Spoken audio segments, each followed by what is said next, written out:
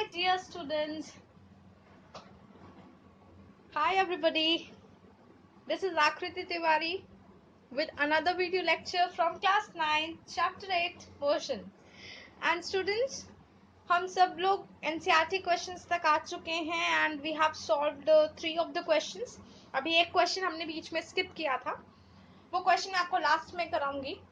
तो हम 4 questions तक कर चुके हैं. Now move on to the question number 5. Before I start, just open up your NCERT textbook, page 112, so that you can understand the question while I recite. जब मैं बोलूँगी तो आपको समझ में आना चाहिए कि क्वेश्चन एक्चुअली में क्या बोल रहा है, तभी आपको सॉल्यूशन अच्छे से समझ आएगा.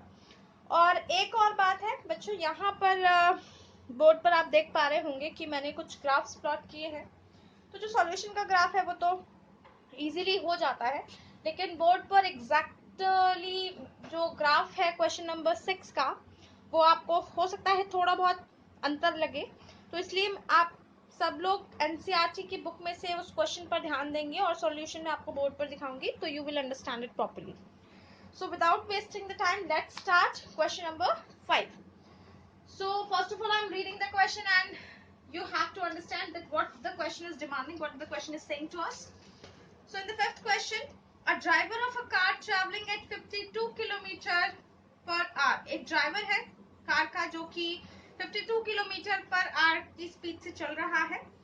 अप्लाइज द ब्रेक, अचानक से वो ब्रेक लगाते हैं. एंड एक्सेलरेट्स यूनिफॉर्मली, और जब ब्रेक लगता है तो एक्सेलरेशन यानी कि स्पीड क्या हो जाएगी, स्लो डाउन हो जाएगी, और एक्सेलरेशन क्या हो जाएगा, नेगेटिव हो जाएगा, है ना. तो ऑपोजिट डायरेक्शन में The car stops in 5 seconds. जो टाइम कार को लगता है स्टॉप होने में वो 5 सेकेंड लगता है.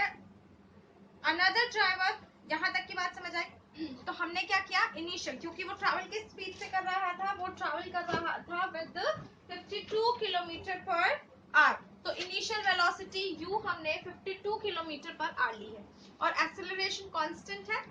फाइनल वेलोसिटी क्योंकि ब्रेक अप्लाई हो गया तो हमारा 0 है, तो फाइनल वेलोसिटी हमारी 0 है, और टाइम लग रहा है 5 सेकेंड्स का. तो ये हमारे पास सारी वैल्यूज हैं पहले केस की. जो दूसरा केस है बच्चों, या तो हम u1 u2 a1 a2 इस तरीके से लिख सकते हैं, लेकिन मैंने यहाँ पर क्या किया है, मैंने यहाँ पर फर्स्ट जो सारी वैल्यूज है उनको स्मॉल लेटर्स में लिया है, बाकी की जो सेकंड वैल्यूज है उनको मैंने कैपिटल लेटर ब्लॉक लेटर में लिया है. तो देखिए आगे का question, the car stop Another driving going at 3 kilometre per hour. तो दूसरा ड्राइवर है जो 3 किलोमीटर पर आवर से चल रहा है, यानी कि इसकी इनिशियल वेलोसिटी कैपिटल U है 3 किलोमीटर पर आवर. एक्सेलरेशन यहाँ पर भी कांस्टेंट है, ठीक है. Another car applies his brake, दूसरी कार जब ब्रेक लगाती है तो उसको स्लो डाउन होने में लगता है 10 सेकेंड. तो क्योंकि ब्रेक लगाने पर फाइनल वेलोसिटी हो गई 0, एक्सेलरेशन कांस्टेंट है, और हमारा टाइम अब की बार लगा 10 seconds. Now what we have to do in the question, ये देखते हैं. On the same graph paper, एक ही ग्राफ पर प्लॉट करनी है दोनों की speed versus time graph for 2 cars, ठीक है. तो स्पीड टाइम ग्राफ दोनों का बना करके दिखाना है एक ही ग्राफ पर. उसके बाद और क्या करना है, which of the 2 cars travel farther, कौन सी जो कार है वो ज्यादा दूर तक गई है, ठीक है. After the brakes were applied, brake लगने के बाद कितना डिस्टेंस उस कार ने ट्रेवल किया, ये आपको बताना है. तो पहला हम ग्राफ प्लॉट कर लेते हैं. तो देखिए टाइम एक्सिस हमने यहाँ पर बना दिया है, और वाई एक्सिस पर हमने लिया है स्पीड एक्सिस, ठीक है, क्योंकि स्पीड टाइम ग्राफ बनाना है. तो बच्चों टाइम जो है हमारे पास 5 और 10 है, तो इनिशियल हमने 0 रखा है, ठीक है. तो 0 सेकेंड, 5 सेकेंड, 10 सेकेंड हमने टाइम पर ले लिया है टाइम एक्सिस पर. और 3 किलोमीटर से 52 किलोमीटर, एक में 3 किलोमीटर एक में 52. तो हम जो है इसमें थोड़ा सा, क्योंकि एरिया कम है, तो हम क्या करते हैं 3 किलोमीटर 6 किलोमीटर 9 किलोमीटर के बाद हमने एक किंग का साइन लगा दिया है. ये किंग का साइन दिखाता है कि बीच में हमारा जो ग्राफ है उसमें ब्रेक है, और डायरेक्ट उसके बाद हमने 52 किलोमीटर वाला वैल्यू रख दिया है. तो चलिए, तो हमने देखा कि भाई 0 सेकंड पर कितना ट्रैवल किया 52, तो एक पॉइंट यहाँ आ जाएगा, ठीक है. फिर है ना 0 सेकंड में, फिर 5 सेकंड पर 52, तो एक पॉइंट यहाँ और एक पॉइंट यहाँ, इन दोनों को मैच कर दिया तो स्ट्रेट लाइन ग्राफ आ गया कार 1 का. और स्ट्रेट लाइन इसलिए आया क्योंकि जो है वो कांस्टेंट है। फिर दूसरे में हमने क्या लिया, जब इनिशियल टाइम 0 सेकंड था तब 3 पर ट्रैवल कर रहा था, तो ये था, तो यानी कि कोई ग्राफ नहीं बन पाता है। फिर दूसरा जब 10 सेकंड्स पर था तब भी 3 किलोमीटर, तो एक पॉइंट यहाँ और एक पॉइंट यहाँ हमने दोनों को ज्वाइन कर दिया, तो यहाँ पर भी हमारे पास स्ट्रेट लाइन ग्राफ आ गया। तो first part of the question यहाँ पर खत्म हो जाता है। Now moving to the second part of the question, क्या बोला है कि हमें डिस्टेंस ट्रेवल कंपेयर करके बताना है कि किसने ज्यादा डिस्टेंस ट्रेवल किया। तो डिस्टेंस ट्रेवल निकालने के लिए हम क्या करेंगे, देखिए हम ये ट्राइंगल दिख रहे हैं, तो डिस्टेंस जो है हम एरिया के फॉर्मूले से निकाल लेंगे। तो फर्स्ट कार का जब हम निकालेंगे तो हाफ बेस इनटू हाइट होता है, तो हाफ ये रहा, बेस टाइम एक्सिस पर है क्योंकि, तो 5 सेकंड है, और ठीक है, और हाइट जो है वो 52 है। अब क्योंकि ये जो वैल्यू है 52 किलोमीटर पर आवर में गिवन है और हमें स्टैंडर्ड यूनिट जो चाहिए वो मीटर पर सेकंड की चाहिए, तो इसे हमें मीटर पर सेकंड में कन्वर्ट करना है। तो कैलकुलेट बार बार करने में थोड़ा सा टाइम कंज्यूम हो जाता है, इसलिए हम एक वैल्यू याद रख लेते हैं 5/18। तो जब हमें मीटर पर सेकंड में कन्वर्ट करना होता है किलोमीटर पर आवर को, तो हम 5/18 से मल्टीप्लाई कर देते हैं, तो हमारी मीटर पर सेकंड में वैल्यू आ जाती है। अब ये वैल्यू आई कैसी है, बिल्कुल वैसे ही आई है, देखिए 52 है, जब हम इसे किलोमीटर है तो और इसे हम मीटर में कन्वर्ट करेंगे तो हम मल्टीप्लाई करेंगे, है ना, तो 1000 से मल्टीप्लाई करेंगे और फिर हम मिनट्स को सेकंड्स में कन्वर्ट करेंगे, तो हम पता है कि 1 मिनट में 60 होता है, तो 60 से मल्टीप्लाई करेंगे तो ये 3600 अपॉन में आ जाएगा। तो ये हो जाएगा हमारा 52,000 अपॉन 3600। जब हम इसे सॉल्व करेंगे तो 5/18 ही वैल्यू आएगी। ठीक है, तो डायरेक्ट हम इस 5/18 वैल्यू को याद रखेंगे और हम क्वेश्चन में अप्लाई कर देंगे। फिर जब हमने इसको सॉल्व किया तो सॉल्व करने पर हमारा आंसर आएगा 36.11 मीटर। तो पहली डिस्टेंस इतनी है। दूसरा डिस्टेंस 2 जब हम निकालेंगे सेम इसी तरीके से, अब की बार बेस में चूंकि 10 सेकंड्स लगे तो 10 रख देंगे, वैल्यू बिल्कुल वैसे ही रखोगे, और ये आ जाएगा हमारा 4.16 मीटर। तो देखिए ज्यादा डिस्टेंस किसने ट्रेवल की है, आप आसानी से समझ में आ रहा है। Now move on to the sixth question. Sixth question थोड़ा सा कॉम्प्लिकेटेड है, बहुत ध्यान से मैंने वैसे ग्राफ बनाया है, कोशिश की है कि बहुत अच्छे से आपको समझ में आ जाए बोर्ड पर ही, लेकिन फिर भी मैं चाहूंगी कि आप जैसे जैसे मैं बोल रही हूँ बोर्ड के अकॉर्डिंग आप अपने बुक्स में मैच करते रहे, देखते रहे और आप इस क्वेश्चन को बहुत अच्छे से समझें। चलिए स्टार्ट करते हैं। तो फिगर 8.11 आपकी बुक में है, shows the distance time graph. Distance time graph दिखा रहे हैं 3 ऑब्जेक्ट्स की, A, B और C. स्टडी द ग्राफ, आपको ग्राफ पढ़ना है और इन क्वेश्चंस का आंसर देना है। तो देखिए A ग्राफ, B, C, तो तीनों को ये दिखाया हुआ, ये हमारा है डिस्टेंस टाइम ग्राफ, यहाँ पर हमने स्पीड टाइम ग्राफ किया था, दोनों अलग अलग है। ठीक है, तो फर्स्ट क्वेश्चन की डिमांड क्या है, Which of the three is traveling the faster? ये 3 ऑब्जेक्ट है, अब हमें ये बताना है कि इनमें से कौन जो है वो फास्टर मूव कर रहा है। ये हमारा टाइम एक्सिस है, ये हमारा डिस्टेंस एक्सिस है। यहाँ पर हमने डिस्टेंस दिखाई है और यहाँ पर हमने दिखाई है, ये किलोमीटर में है डिस्टेंस, यहाँ पर टाइम है, और ये जो टाइम है वो आवर्स की फॉर्म में हमें गिवन है, क्वेश्चन में दिखाई दे रहा होगा आपको। तो अब हमें पहले क्वेश्चन में ये बताना है, पहले पार्ट में, कि तीनों में से कौन सबसे ज्यादा फास्टर मूव कर रहा है। तो फास्टर मूव करने के लिए हमें स्पीड निकालनी है, और जब हम ग्राफ वाले क्वेश्चन में स्पीड टाइम ग्राफ में निकालते हैं तो हमें पता होता है कि स्पीड जो है वो स्लोप के बराबर है डिस्टेंस टाइम ग्राफ की। तो डिस्टेंस टाइम ग्राफ के स्लोप जो है, ये हमें स्लोप्स कैलकुलेट करने हैं। तो बेसिकली स्लोप को कैलकुलेट करने का आसान तरीका आपके 9th स्टैंडर्ड के हिसाब से क्या है, आप एक बेस बना दीजिए ग्राफ पर और एंगल को मेजर कीजिए उस बेस से। ठीक है, और एंगल जो निकलेगा, जो सबसे बड़ा एंगल होगा वही सबसे ज्यादा स्पीड उसकी होगी। तो बच्चों यहाँ पर मैंने एंगल बनाने की कोशिश की, देखिए बेस लाइन ड्रॉ कीजिए, यहाँ पर भी आपकी एक्सिस जा रही है, उस बेस लाइन से आप एंगल ड्रॉ कीजिए, और एंगल जो है, एंगल थीटा ए, थीटा बी, थीटा सी, इस तरीके से आप एंगल बनाएंगे। तो बनाते वक्त आपको नजर आएगा कि सबसे बड़ा एंगल जो बन रहा है वो एंगल बी है, इसीलिए जो ऑब्जेक्ट है, ऑब्जेक्ट बी जो है वो सबसे ज्यादा फास्टली ट्रेवल कर रहा है, स्पीड जो है सबसे ज्यादा एंगल ऑब्जेक्ट बी की है। इसके बाद सेकंड पार्ट में हमसे पूछा है are all three cover at the same point on the road, क्या तीनों एक जैसा पॉइंट कवर कर रहे हैं? तो क्या ऐसा कोई पॉइंट है जहां पर तीनों एक बार मिल रहे हैं? तो देखिए यहाँ पर मिल रहे हैं, एक बार यहाँ पर मिल रहे हैं, है ना, एक बार यहाँ पर मिल रहे हैं। तो बच्चों यहाँ पर हमारा जो है वो ए बी सी तीन बार ये आपस में मीट हो रहे हैं, लेकिन तीनों एक पॉइंट पर कभी भी मीट नहीं हो रहे हैं, इसीलिए हमने इसका आंसर लिखा नो। थर्ड पार्ट में हमसे पूछा है how far has C travelled, कितना दूर सी गया व्हेन बी पासेस ए, जब बी ने ए को पास किया, तो जब बी ने ए को पास किया तो कहाँ गया? देखिए 8 तक, ये इस तरीके से यहाँ पर हम दिखाते हैं, बिल्कुल सही। देखिए ये इसको मैं यहाँ रख देती हूँ जी। अब देखिए बच्चों, ये परपेंडिकुलर लाइन ड्रॉ करी मैंने यहाँ पे, बी जब ए को पास करके गया तो कितना ट्रैवल किया सी ने, ये हमें बताना है। तो जब मैं इसको ज्वाइन कर दूंगी टाइम एक्सिस से, सॉरी फॉर द मिस्टेक, तो जब मैं इसको ज्वाइन कर दूंगी टाइम एक्सिस से, बिल्कुल स्ट्रेट लाइन यहाँ पर आ जाती है, देखिए दिस वे, हाँ? तो अब देखिए क्या है, इनिशियल पॉइंट क्या था 8, तो हमने इनिशियल 8 रख दिया, लेकिन हमें इसका पहला भी, उससे पहले भी तो निकाला है, यहाँ पर पहुंचने से पहले कहाँ था। तो जब हम इसको ज्वाइन करके देखेंगे तो देखिए बच्चों, ये जो यहाँ से यहाँ तक का गैप आ रहा है, ये हमने जो लिया है ये 4/7 का लिया है, ठीक है, और यहाँ से यहाँ तक पहुंचने में 4 हमें मेजर लगे, आप अपने ग्राफ पे ध्यान से देखेंगे तो इसीलिए हमने यहाँ पर मल्टीप्लाई किया है 4/7 इंटू 4, तो ये हो गया 16/7 kilometre.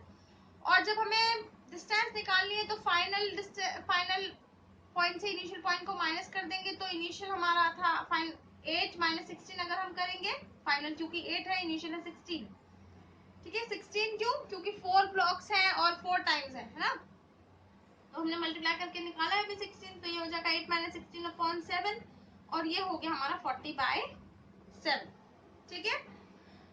Similarly next part D part में भी हमसे बिल्कुल ऐसे ही पूछा है कि कितनी दूर बी ट्रैवल करेगा जब वो सी को पास करेगा, तो बिल्कुल सेम प्रोसीजर हमें करना है, फाइनल में से इनिशियल को माइनस करना है और हमारा आंसर आ जाएगा 36/7। So this is all about question number 5 and 6. Now move on to the 7th question. So read out the 7th question. A ball is gently dropped from a height of 20 meters. If its velocity increases uniformly at the rate of 10 meters per second, with what velocity will it strike the ground? After what time will it strike the ground? तो question में बोला ये है कि एक ball है जिसको gently drop किया जाता है हाइट 20 मीटर से, तो उसके लिए आपको बोर्ड पर एक डायग्राम दिखाई दे रहा होगा, तो ये हमने एक हाइट बनाई है, एक टार बना दिया है, और इस हाइट से ये जो बॉल है इसको जेंटली फेंक रहे हैं। जेंटली का मतलब है जब हम आराम से छोड़ रहे, इसको फेंक नहीं रहे हैं, we are not throwing it but we are living it. जैसे हाथ से छोड़ देते हैं तो जेंटली जाएगी, और ऑब्वियसली क्योंकि ग्रेविटेशनल फोर्स है तो ये नीचे की तरफ जाएगी। तो ये हाइट जो है इसकी 20 मीटर है, इससे ये ग्राउंड पर आ रही है, ये बोला हुआ है। इसके बाद क्या बोला है, if its velocity increases uniformly, अगर इसकी वेलोसिटी बढ़ रही है at the rate of 10 metre per second, तो यानी कि यहाँ पर हमें एक्सेलरेशन गिवन है, और अगर ग्रेविटी की डायरेक्शन में होता है तो पॉजिटिव लेते हैं एक्सेलरेशन को, अगेंस्ट द ग्रेविटी होता है तो नेगेटिव लेते हैं। तो क्योंकि अभी सब चीजें ग्राउंड की तरफ ही जा रही हैं, तो हम यहाँ पर जो वैल्यूज लेंगे वो पॉजिटिव में लेंगे, ठीक है। नेक्स्ट आगे बढ़ते हैं, विद व्हाट वेलोसिटी, कितनी वेलोसिटी से वो ग्राउंड को स्ट्राइक करेगी, क्योंकि इनिशियल हमारी 0 थी, एक्सेलरेशन हमारा 10 है, तो हमें फाइनल वेलोसिटी निकालनी है, ठीक है। दूसरे पार्ट में क्या निकालना है, एट व्हाट टाइम, कितने टाइम पर करेगी, कितने टाइम बाद, यानी कि टी निकालना है।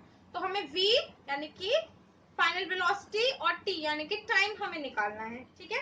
अब डिस्प्लेसमेंट की अगर मैं बात करूं तो डिस्प्लेसमेंट क्या होता है, जब फाइनल और इनिशियल पॉइंट को ज्वाइन कर देते हैं वह डिस्प्लेसमेंट होती है। तो इनिशियल और फाइनल पॉइंट को ज्वाइन करने की जो डिस्टेंस है वो हमारा 20 है, यानी कि डिस्प्लेसमेंट भी हमारा हो गया 20। अब देखिए, जब एक्सेलरेशन कांस्टेंट है तो हम यूज कर सकते हैं इक्वेशंस ऑफ मोशन। तो हम इक्वेशन ऑफ मोशन यूज करेंगे। अब इक्वेशन ऑफ मोशन में हमें क्या निकालना है? हमें निकालना है v। तो v पहले वाले जो क्या कहते हैं हमारा इक्वेशन है उसमें आता है, सेकंड में नहीं आता है, थर्ड में आता है। लेकिन उसके बाद हमें और वैल्यूज देखनी है, हमें देखना है a, g, u, तो ये सारी चीजें देखनी है। तो हम यहाँ पर शुरुआत करें, क्योंकि दो वैल्यूज अननोन है, तो मैं यहाँ पर शुरुआत कर रही हूँ सेकंड इक्वेशन से। तो मैंने सबसे पहले यूज की सेकंड इक्वेशन ऑफ मोशन, और जो की है s is equal to u t plus half a t square. अब s की वैल्यू हमने यहाँ पर 20 रख दी, u की वैल्यू 0 है, t की वैल्यू t है ही नहीं हमारे पास, अभी अननोन है, हाफ a की वैल्यू 10 और t स्क्वायर। तो ये हमारे जो वैल्यू है वो कैंसिल हो गई, क्योंकि मल्टीप्लाई करते हैं 0 से तो वो कैंसिल हो जाता है। तो s इज इक्वल टू 20 और ये हो गया हाफ 10 टी स्क्वायर। तो 2 से 10 कट किया तो 5 आ गया, तो ये हो गया 5 टी स्क्वायर। तो 20 is equal to 5 t square. जब 5 को नीचे ले गए तो ये हो गया 20 बाय 5 टी स्क्वायर। तो हमारी वैल्यू आ गई 4, और जब टी स्क्वायर को कन्वर्ट किया, मतलब हटाया टी में कन्वर्ट किया, तो ये आ गया 2। तो टी की वैल्यू हमारी फर्स्ट पार्ट में आ गई 2। अब हमें इस t की वैल्यू को पुट करना है, क्योंकि हमें क्या निकालना है v। तो v हमारा एक तो थर्ड इक्वेशन में और एक फर्स्ट इक्वेशन में, तो हम दोनों इक्वेशन लगा सकते हैं, लेकिन मैं यहाँ पर आपके पास लगा रही हूँ first equation of motion. Easy है, इजीली कैलकुलेट सॉल्व हो जाएगी। तो हमने यहाँ पर रखा t की वैल्यू इन इक्वेशन फर्स्ट, तो v is equal to u plus a t, u की वैल्यू 0, a की वैल्यू 10, t की वैल्यू 2। तो 10 इंटू 2 इज 20, तो v की वैल्यू आ गई हमारे पास 20 मीटर पर सेकेंड। तो यहाँ पर हमारा क्वेश्चन नंबर 7 का डिस्कशन हो जाता है complete. Now move on to the question number 8। Now in this question, क्योंकि ये भी ग्राफ वाला क्वेश्चन है तो मैंने ग्राफ यहाँ पर बनाया है, लेकिन अगर आपको कोई डाउट होता है तो आप इसको बुक में से समझ लीजिए, क्वेश्चन आपको अच्छे से समझ आ जाएगा। चलिए, तो speed time graph for car, एक स्पीड टाइम ग्राफ हमें कार के लिए दिखाया हुआ है फिगर 8.12 में। आपको फाइंड आउट करना है फर्स्ट पार्ट क्या है, find how far does the car travel in 4 second. 4 second में कार कितना ट्रैवल कर रही है वो डिस्टेंस निकालना है, और उस एरिया को शेड कीजिए ग्राफ पर और रिप्रेजेंट कीजिए the distance travel by the car during this period. और तो आपको निकालनी है, डिस्टेंस निकालनी है। और जब हम डिस्टेंस निकालना चाहते हैं तो हम जब भी डिस्टेंस टाइम ग्राफ की बात करते हैं, तो जो भी स्पीड टाइम ग्राफ में एरिया होता है ना, वो उससे हम रिप्रेजेंट कर देते हैं डिस्टेंस को। तो यहाँ पर मैंने आपका रीजन यहाँ पर एक लिख दिया है, area enclosed by speed time graph, ठीक है। And the time axes is equal to the magnitude of the direct distance covered, वो उतने उसके बराबर होता है जितनी डिस्टेंस हमने कवर की होती है। तो बच्चों रफली यहाँ पर देखिए, कोई एग्जैक्टली कोई जो फिगर है वो बन नहीं रही है, ना रेक्टेंगल हमें दिखाई दे रहा है, ना कुछ। तो हम कैलकुलेट करने में यहाँ से मुश्किल हो रही है थोड़ी सी, तो हम जो कैलकुलेशन करेंगे वो रफली अप्रोक्सीमेटली करेंगे, एग्जैक्ट आंसर नहीं आएगा। अप्रोक्स में आंसर आएगा, तो डिस्टेंस निकालने के लिए हम इसको हाफ मतलब रफली ट्राइंगल मान रहे हैं, इसलिए हमने यहाँ पर डिस्टेंस जो है वो अप्रोक्स लिखा है, ठीक है। तो ये हो जाता है हमारा, अगर ट्राइंगल मान करके हम इसे कर रहे हैं, क्योंकि रफली ट्राइंगल ही है, तो हम इसको मान रहे हैं हाफ बेस इंटू हाइट।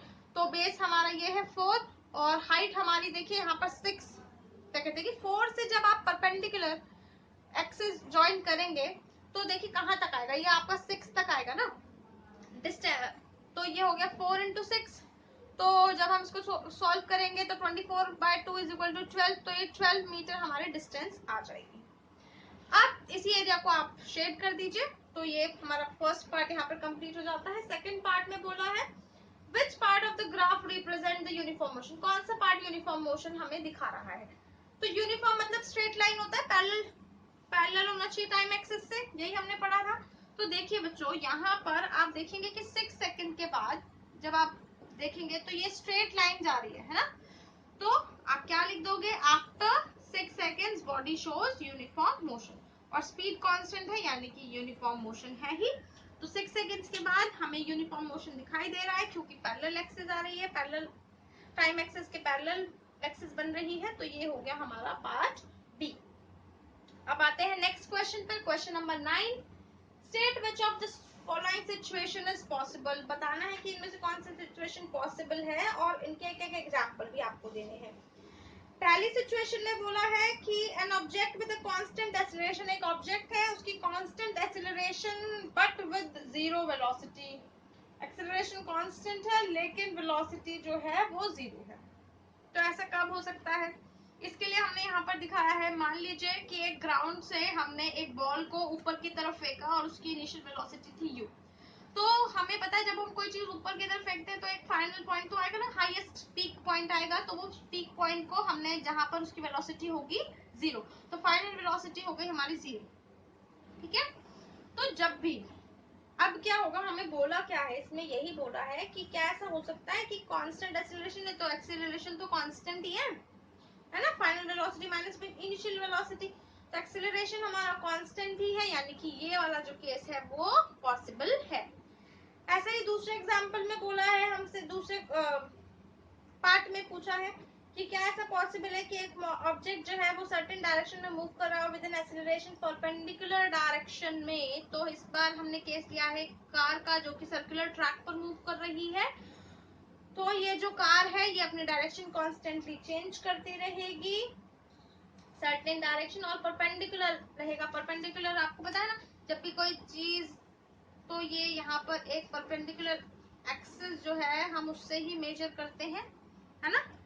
तो ये हमारा सेकंड केस हो गया, जिसे हम, ये टेंजेंट जो है, टेंजेंट हमारा शो कर रही है परपेंडिकुलर, तो ये हमारा सेकंड केस हो गया। तो दोनों केसेस पॉसिबल हैं, यस, और एक एक एग्जांपल हमने इनके दे दिए।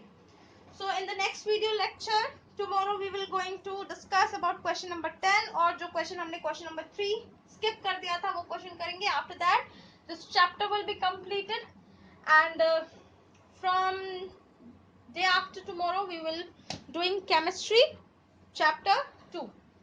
So if you like the video, if you like the channel, if you like the explanation, if you are clear with every part of this chapter, just hit the bell icon, subscribe my channel. Thank you.